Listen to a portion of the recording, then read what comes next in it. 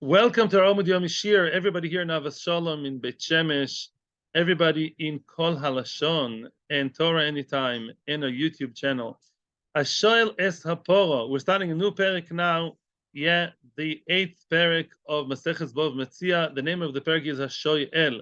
Hashoel means the person who borrows. And we discussed the Arba Shoimrim, the 4 different Shoimrim in the previous parak, the Shomer Chinam, Shoel, Shomer Socher, and Soicher. And now we're going to go into the details of one specific point that is called Be'olav Imoy. Yeah, the Torah says regarding a shoyel, however, it may apply to other shomerim as well. The Torah says that a shoyel, if the bailim, the owner of the item that you, the shoyel, borrowed, if the bailim was with the item b'melachtoi, imoy b'melachtoi, which means if when you borrow the item, then the owner of the item, the mash'il, the lender, he also did work for the shoyel, for the lender, yeah, and then something happened to the item, then the shoyel is potu, yeah, then the shoyel is potu be'ointzin for sure, yeah, be'ointzin for sure is potu, maybe other things as well. Right now we're talking about she'ela be'oines, later on we'll extend it. Let's see it in the words of the Mishnah. Hashem l'sapo, a person borrowed a cow. That's just one item out of many you can borrow. B'shal be'aleh ima. Together with the cow, you also borrowed the owner, meaning you said to the owner of the cow, you know how to plow your cow with your cow, yeah? I want your cow, and please come. Oh, you also, can you come voluntarily work for me? I want to borrow you as a worker for free. Or he rented, he hired the owner of the cow together with the cow, and they're working together. I want to, by the way, mention something, not to mislead you. I just translated the Mishnah, but I will stop right here and say, even if the nature of work is very different, yeah. Now, you borrowed the cow to plow, and the owner of the cow at the very same time was hired to make sandwiches for the worker in the field, yeah, or to paint a wall. As far as I know, from what we've seen before, it also applies. It's also called Be'olav Imoy, right? So far, we're just portraying the cases. Shal habaylim oisochon. Let's say you first borrowed the owner of the cow or the item, or you hired him. The achar kachshol esaporo, the mesa. Yeah. Let's say afterwards on Sunday you borrowed the owner of the cow. You borrowed Mr. Reuven. Mr. Reuven is now working for you with or without money. On Monday, as an example, just on Monday you borrowed his cow. The mesa. On Tuesday he died, then potu. In all these cases, yeah, if the cow died, which is oines, I'm not saying only oines, I'm just translating the Mishnah. If the cow died and that's oines out of the blue, usually a shoyel is shoyel chayv and oinsin. Yeah, no, usually, if not for be'olav imoy, a shoyel is the only one who's chayv oinsin.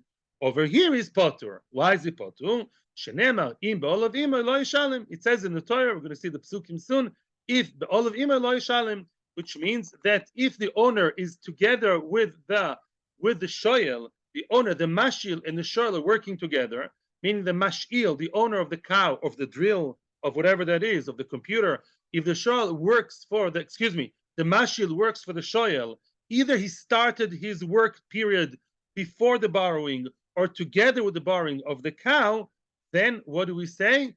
Then he's potur. It's exeres hakosov. We dealt with the reasons. It's very difficult to understand. We're not going now for time of dikra, but he's potur.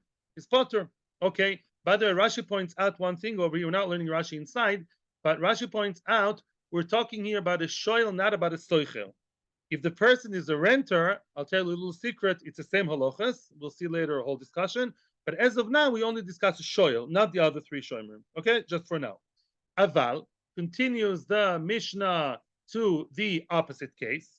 Shal esaporo. Let's say the person borrowed the cow. Let's again give a timeline of days. He borrowed the cow on Sunday. Okay. On, let's say, Monday, he says to the guy, I'm not managing with your cow. Please come and plow with the cow, or please make some nice sandwiches and pizza for my workers on Monday. So the cow has been borrowed on Sunday, right? The guy, the owner of the cow, has been borrowed on Monday, or even half an hour later, even 5 minutes later. Yeah, it was after the cow was borrowed, the mesa. Then let's say on Tuesday the cow died, chayev. Then the shoyel has to pay even in case of oinsin. Shenema, because it says the olav ein imo yishalem yishalem. It says there are cases in which the owner is not together, meaning he's not working for the shoyel for the borrower, and then the borrower has to pay big time, which means, although on Tuesday when the cow died, then the owner of the cow was working for the shoyel, we don't care about that. The crucial moment is the moment when the cow is borrowed. When I borrowed the cow on Monday, either the very same moment the bailim was also borrowed, the bailim of the cow, or the bailim of the cow was already working for me. But if at the moment, that's a crucial moment, when I'm doing meshicha, when I get the cow as a shoyel, then the other person, the owner of the cow, is working for me, either it started before or the same time, then the shoyel is potter. However, if it's the other way around, if it was only my worker, he started working after the cow started working, and now at the time of death, he's there, the owner, it doesn't make a difference. We go according to Shas She'ela, not according to Shas Shvur Bava Metzia, not the time of the Oinsin. That doesn't make a difference. That's the rule. That's the end of the Mishnah. There's a lot to say here. So we'd start with the Gemara. I'm also going to show you on the screen, and if you maybe printed it, the psukim that describe the Daled Shoimrim. But for now, let's start the Gemara. Says the Gemara, Midiktani Seifa, the Achar Kachshol Esapora. What did the Seifa say? When is it that we don't have the Ptur, the exemption of Baal of Imoy? It says in the Seifa, Achar Kachshol Esapora. Right? First of all, let's say Sunday, or let's say 9 o'clock in the morning, you borrowed the person, right? And later on, you borrowed the cow. In 9 and 5 minutes, you borrowed the cow. Then what do we say? There is Baal of Imoy. Yeah, there's Baal of Imoy, because when I borrowed the cow, the guy was already hired for me, the owner. Very good. The Machil Michla, that is to say, the Reisha Diktani Ima, the Reisha that says that the Bailim was rented together with the cow, Ima Mamish. Then we're talking that the guy, the owner of the cow, and the cow were borrowed the exact same second, exact same moment, yeah? And in other, the halacha is the same. We're just medayek the reality. Again, let me repeat. The Mishnah had 3 cases. 2 cases were what? Cases of Baal of Imoy, when he's exempt, right? There is an exemption of Baal of Imoy. And the 3rd case was no. It was, the times were too different, right? Now, the first 2 cases are what? The very, very first case of the Mishnah, we just proved, is a case in which the cow and its owner, 1, 2, 3, boom, together they were both lent, hired, borrowed to who? To the shoyel, to the borrower, right? That's what you just proved, because the middle case is a case of what? First of all, the owner and then the cow. So when the cow was borrowed, the owner was already there. Yofi. But the first case, mashma, they were the same moment, same instant. That's all. Okay, the halacha is the same. As long as the cow and the person, as long as when the cow is borrowed, the person, the owner of the cow, is hired, there's a ptur. But the question is a halachic technical question, halachotechnic question. Imo mamish, frek the gemore, imo mamish, mimash kachas lo. Could it ever be that the owner and the cow are borrowed or hired the same time? Is that possible? I'll tell you what's impossible, says the Gemara. The way to borrow a cow halachically and the way you borrow a person is different. Why? To borrow a cow and be really considered halachically as any shomer, by the way, not just a shoyel, we said many times, is through Mashicha. It's like a kinyan. In other words, there has to be a real transaction of Mashicha of the cow. Yeah. Now, and then you become a shoyel, shomer sachar, for all the chiyuvim, to feed it, to be in charge of it, that's now bailim is ba'amira. When you told the bailim, hey, Reuven, you mind coming, helping me, giving me a hand? And Reuven says, yes, right? Then he's committed. There are a few ways to explain it, by the way. There are 3 ways to explain it in the Mefarshim. Either the commitment means that although you can go back on him, but it's already mechusar amano. If I promised you, yeah, I'm coming tomorrow 9 o'clock with my working clothes to help you paint your house, and I don't do that, it's mechusar amano. The speech by a person makes a difference. Or, I'll give you another pshat. If you remember from previous sugyas, we saw that bailim ba'amira, meaning that once the person is ready to do the job, it's called ba'al of imoy. Remember the case of the people that every time somebody else baked bread, there was a bunch of workers, right, working together, or sellers, and every day somebody else baked bread, right? And they looked after the coat of one guy who went to bake for them. And we said it's not Bolavimoy. Why? Because he was drinking his coffee. He was mevatel. He wasn't really starting to work. But once the person has his mind, I'm going to start working, I'm saying yes, I'm about to start working, even though he didn't move away from his seat, was mentally ready to start the work, then it's called already that the bailim, that the worker is willing to help you. So let's summarize the question. How can you have a situation in which at the same jiffy, the same instant, you can have the para and its owner being borrowed together? You can't have that. Why not? Explains Rashi, and then you get the whole picture together. I can't just, come to you and schlep your cow from you without your will, against your will, right? If I am borrowing your cow and knock at your door and say, would you please mind to be so kind and so nice, and I can't pay you, and I'm your friend, can you lend me your cow? And can you also come at the same time and help me too together with the cow, because I'm clueless, because I never learned how to plow a field? When you say yes, you are already committed. You say, yes, here, I'm coming. I'm ready. Hineni.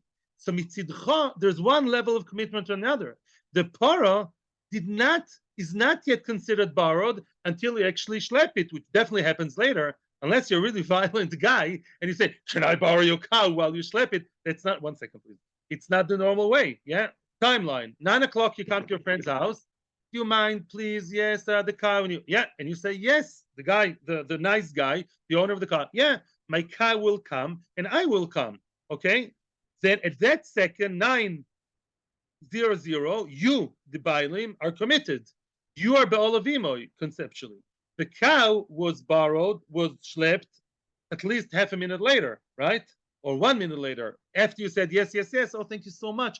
Then you actually do the Mashiach. That means that the Bailim and the cow can never really be borrowed at the very same second. That's the question. Let's see 2 answers. Yeah, 1 second. Or no, I want to hear your questions first, and then I will. Before we continue to the answer to the question, let me just clarify something. When a person, in order to give the person the status and the chiyuve halacha of a shoyel or a shomer sachar or a shomer of anything, there has to be Mashiach. It's just like a kinyan. Yeah, just like Begzela, I'm not have to be a Gazlan until I was Moishech or until I did some Kinyan. And for sure, if there's a legal Kinyan, it's only when there's a Kinyan. So too by Shoyel. No, it's not the owner who just comes along with his cow. No, the person, meaning the Shoyel, the borrower, he has to do Mashiach, just like any koine. If Yitzchak wants to buy from me my phone, you have to do Mashiach on the phone, or Hagba. You have to do it. You're the one koine. The Shoyel is like the one acquiring the cow for a time, for a limited time. So he has to do Mashiach, not the other way, okay? Which brings us the question of, well, it's never happening together. You first get permission. Oh, once you got permission, the Bailim of the cow says, yes, yes, yes. He's already considered as if he started his work term. He's ready to go. He's mentally ready for that. Mashenka and the cow has to be physically nimshach, because it's an item, my friend. Items and people, let me explain to you the depth. Items such as a cow or a phone or computer, you have to do something physical. You have to do Mesira, Meshicha, Hagbo, 20 kinyonim. Yeah?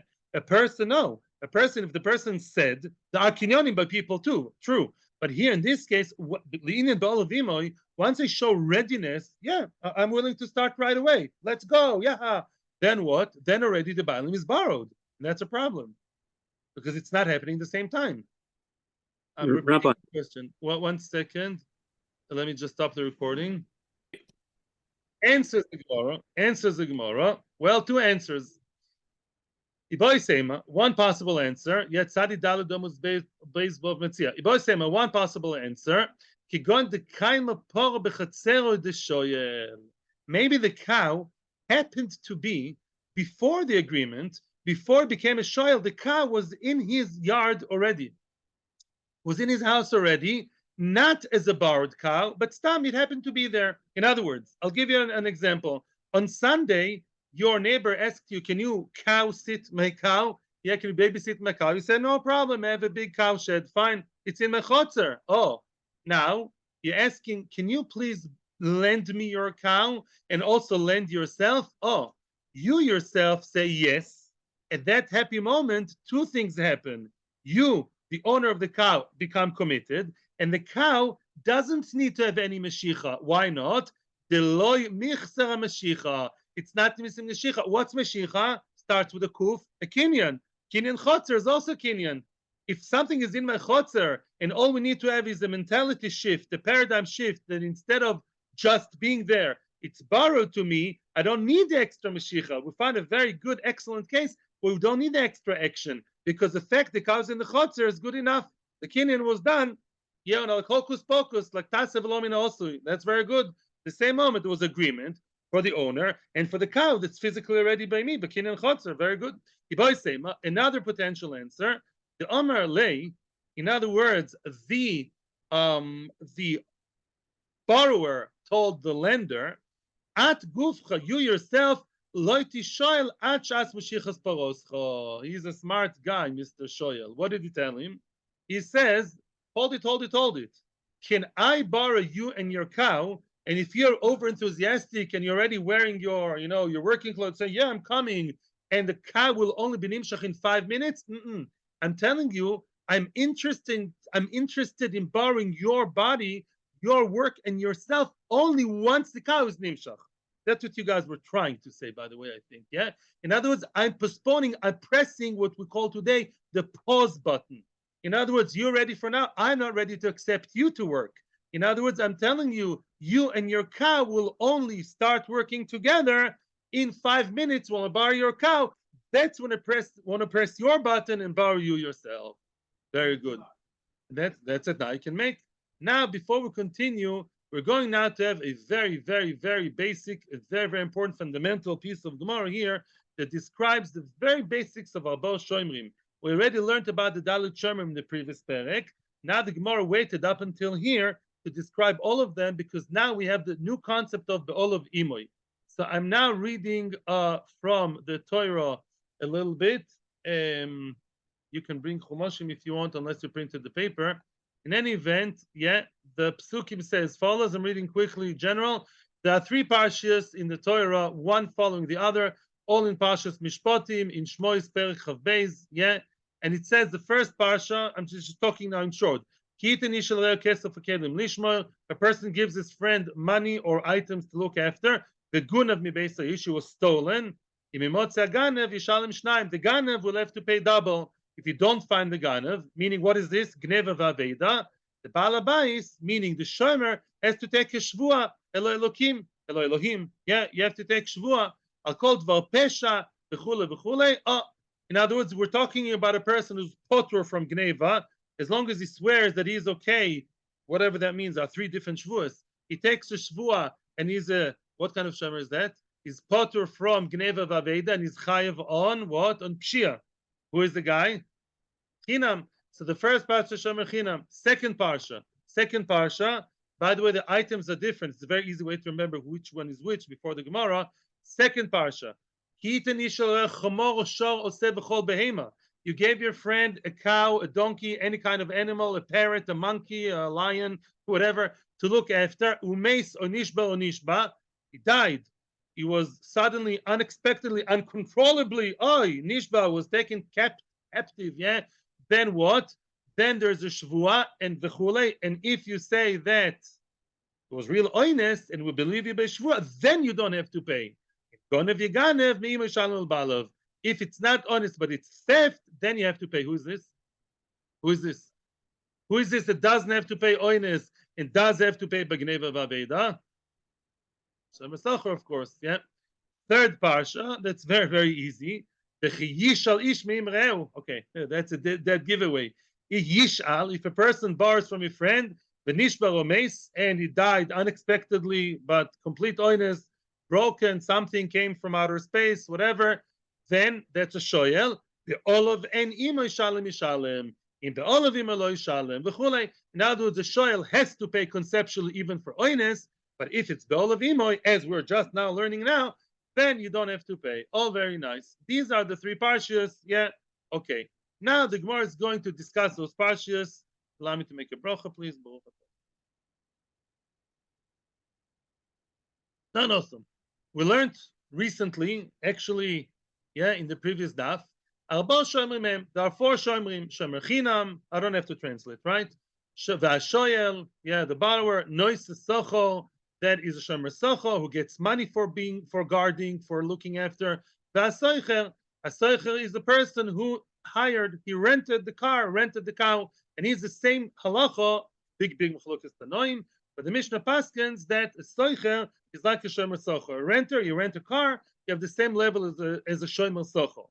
And the Mishnah elaborates on the halachas. Shomer chinam nishba ala koil. Shomer chinam always gets scot-free if he is nishba, if he swears that he was not pshia and he was not sholeach yad, the eina bilshusa, the bunch of shvuas has to make.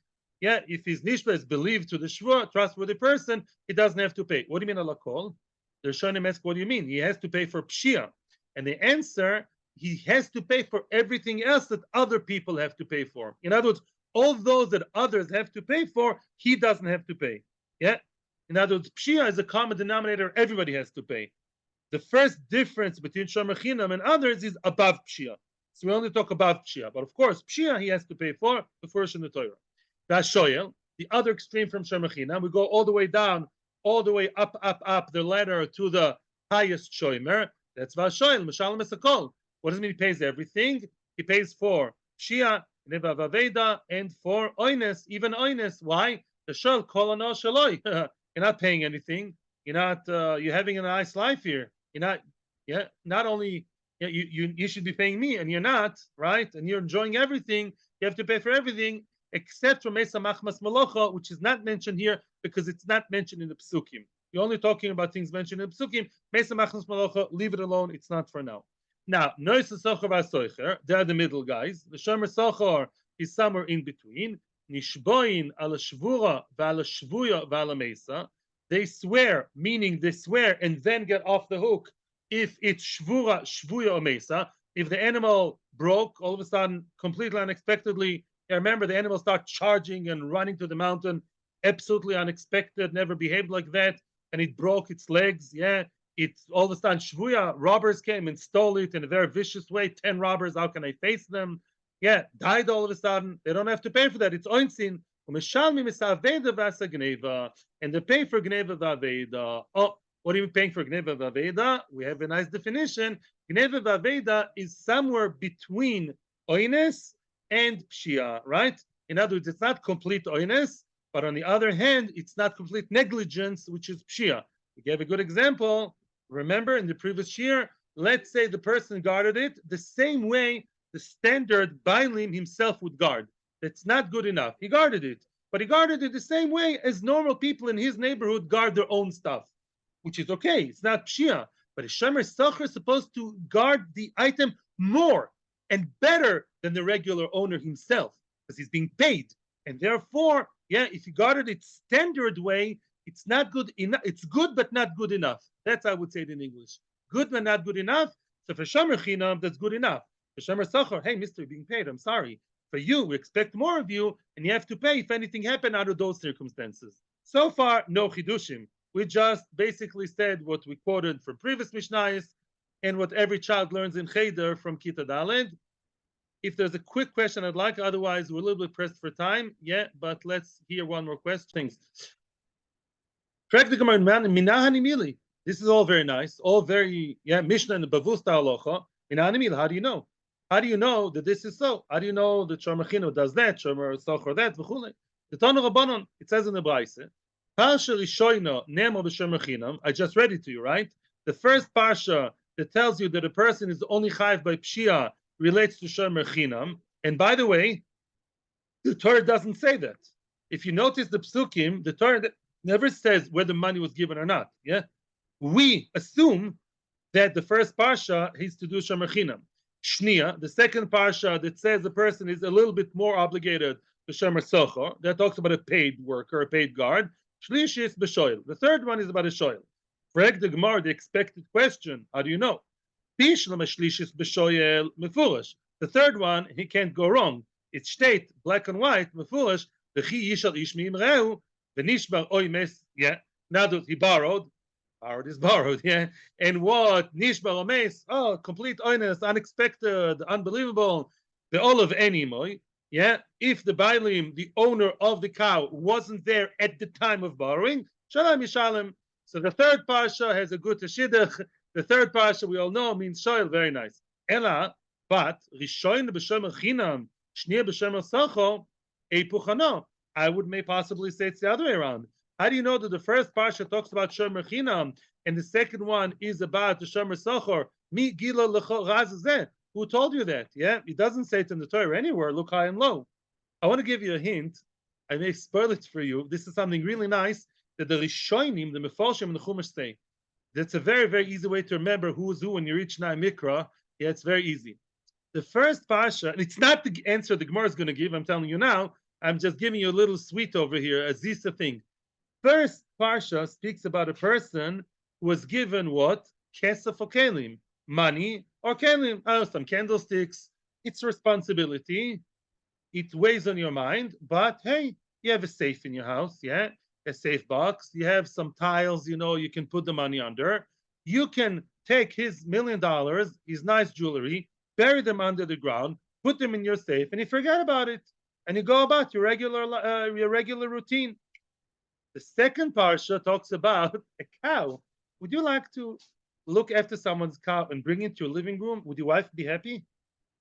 Yeah, Mrs. Rubenstein? Yeah, in other words, would you actually, yeah?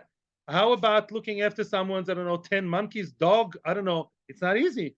To deal with a creature, to deal with a cow, to deal with an animal takes much more work. You have to feed it. It goes to the toilet. You have to do stuff with it. Walk it. Yeah, it's much harder. That's the answer. The first parsha talks about shomer chinam, because to look after your money, after your candlesticks, they can do for free. It's not much work. Mashenk in the second parsha, to look after an animal is not so likely people who do that for free. It's probably shomer socho. Okay? Harder work, mistama, requires more money. That is cute, not more than cute. It's actually something the Mefarshim say on the Chumash. I don't remember who, but it's not in the Mefarsh Chumash. Mashe'en ken, the Gemara is not going to give this answer. Not at this stage for sure. The Gemara is not giving. The Gemara says a different answer. The simple answer. The Gemara says as follows. Who's at the door? Okay. Says the Gemara.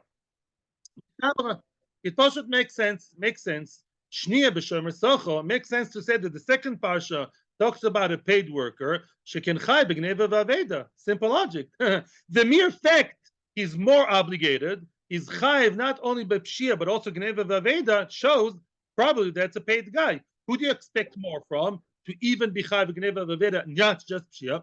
Probably shomer sochor. You connect the dots, right? Mashenken, who? Shomer chinam? No. Shomer chinam is part of gneva v'aveda. No pay, no gain. No pay, no gain. You didn't. No, you didn't pay me. Mimela, I'm not as mechuyev gneva v'aveda. Correct the Gemara, not so simple. Adarabba, I could actually play the other way around, because there is one point which is more chomer b'shomer chinam than b'shomer socho. More chomer, let's say, in the first parsha and the second parsha. Rishoino, I would play just the other way around, maybe.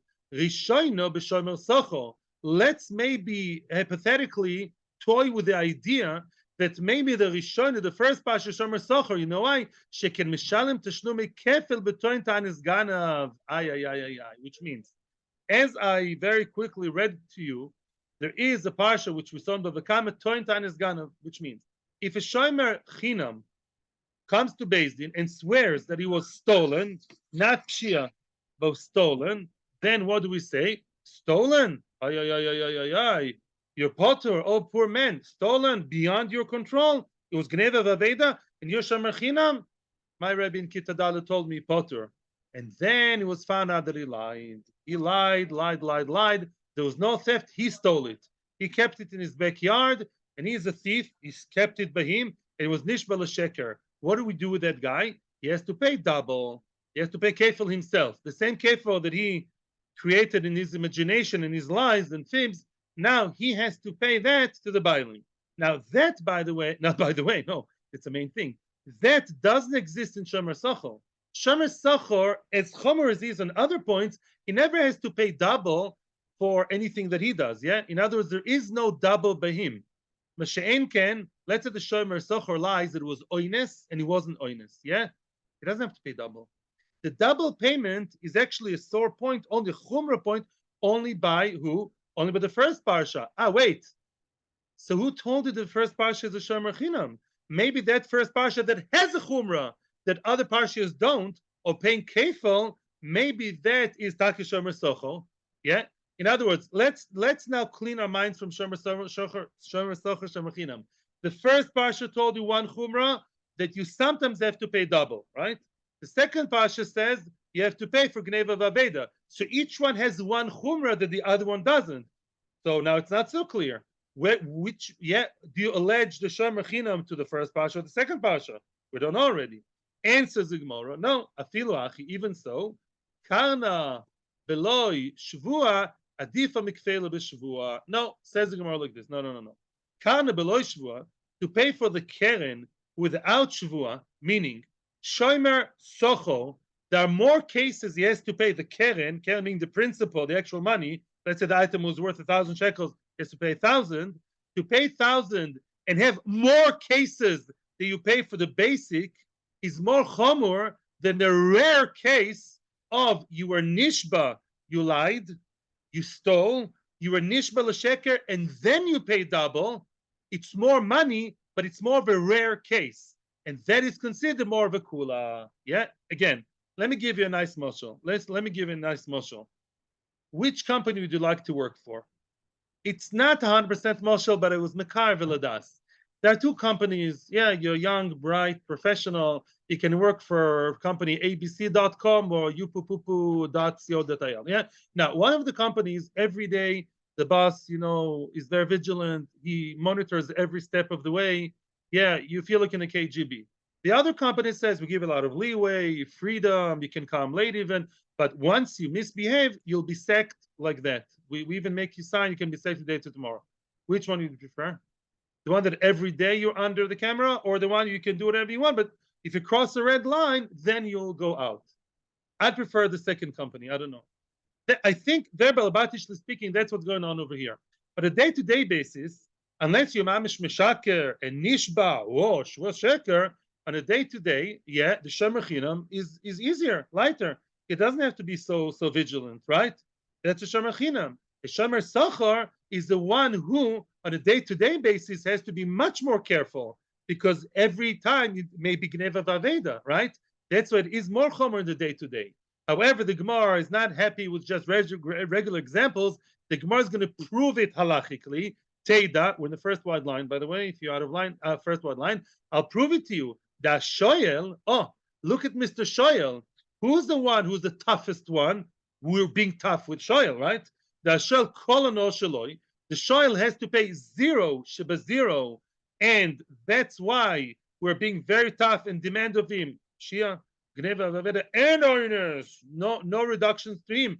And yet, they we never found by a shoyel, as tough as we are, we never found by a shoyel that if you swear on, let's say, on oines or whatever, on mesa machmas malocho, let's say, you never found that you have to pay double. So we see that business of paying double is not viewed as a chumrah, because it's only if, it's so extreme, nishma sheker. It's not part of the regular run-of-the-mill life of the shomer. And it's exemplified by the fact that the shoyel, we've been very tough with, he never has to pay double. Mimela, the guy who has to pay only for pshia, which is the kula, and not for gneva vaveda, which is the first parsha, although in the rare chance that if he swears and he steals and he goes way beyond line, he has to pay double, that's not called chumrah, and we connect the first parsha to shemer chinam. Track the Gemara. I don't know how far we can go because it's getting late, but let's just start not the newish topic. The Gemara is now catching on one word we said a minute ago. Track the Gemara, v'ashoel kol ano shaloi. It's like a side thing, but it's not. A shoyel is kol ano shaloi. Are you sure that a shoyel doesn't have to pay anything at all? It's true that a shoyel doesn't pay the owner. That's true. You can't say a shoyel has 100% profit and 0, 0, 0, complete zero of any expenses. He still has to feed the cow. He has to feed the sheep. He has to feed the goat. It costs money. Yeah.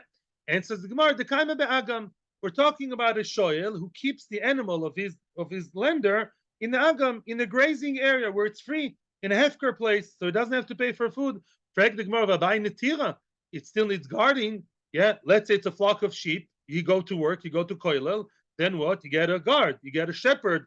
That costs money. Answers the Gemara, no. The notar mata. We're talking about a person who relies on the notar mata, on the shmirah of the city, mishmar ezrachi. Yeah, we saw there are people who, like today, in many places in the Shtachim, right? There are people who, all the time, they circle the town around with the jeeps, the army, and private people. They make sure that, yeah, the town is guarded, and he relies on them. So he doesn't have to pay extra for his own sheep. He pays his taxes like everybody else in town. He relies on the police, on the thing. So no cost, dibai sema, or another pshat. Lo tema kola no shelo, elaroiva no shelo. Oh, that's an answer which makes a lot of sense. It's true that the shomer, excuse me, the shomer, even if you say the shomer has to pay for something, he has to pay for food, he has to pay for guarding, but still shomer got a very good deal, right? Most of the no shelo. A guy who borrows someone's car, that car in Ben Azmanim would be 400 shekels a day, and I got it for free, yeah, let's say, as a borrower. It's true that I have to pay for the petrol, the gas, but I still get it much, much cheaper than the other guy. So relative to other shomrim, the shomer is not such a misken. He does get relatively much more. Roy v'no shaloi. So we still demand much more of him. And vis-a-vis the mashil, excuse me, pay me all the time. Pay me if anything happens. I mean, b'boy sema b'shelas kelim. We'll finish here. Shelas kelim. That's an easy answer. If you borrow kelim, let's say you borrow someone's drill. Someone's drill doesn't have to be fed. Not even, maybe electricity a little bit, yeah. But someone's screwdriver, you don't have to feed it. Doesn't need electricity, doesn't need batteries, yeah, and it doesn't need guarding. It's in my house anyways. So since Shoel, sometimes when he borrows kelim, then kol ano shaloi, he got billion% usage for 0, 0, 0 expenses, right? That's called shelas kelim. That's called complete. Great deal, 0 payment, and mimela and 100% enjoyment. Mimela has to pay for everything that would happen except for Mesa Machzim Malacha, and yet for kefil he doesn't pay. It shows that the kefil is not viewed as a chumrah. Kefil is somewhere beyond the horizon. If you stole and you lied and you're nishbal shekel, you went so out of line, even the nicest company would say you're sacked. But it's not called the chumrah of the company. It's called chumrah, yeah? That's how we view it. Mimela, the first parsha belongs to Shemesh Chinam, second Shemesh Sochar, and the third one is the Shoyel. Thank you very much. Atzloch Rabbi. Thank you to everybody in Kol HaLashon, Torah Anytime, and our YouTube channel. Thank you very much. Atzloch, and have a great day. See you tomorrow.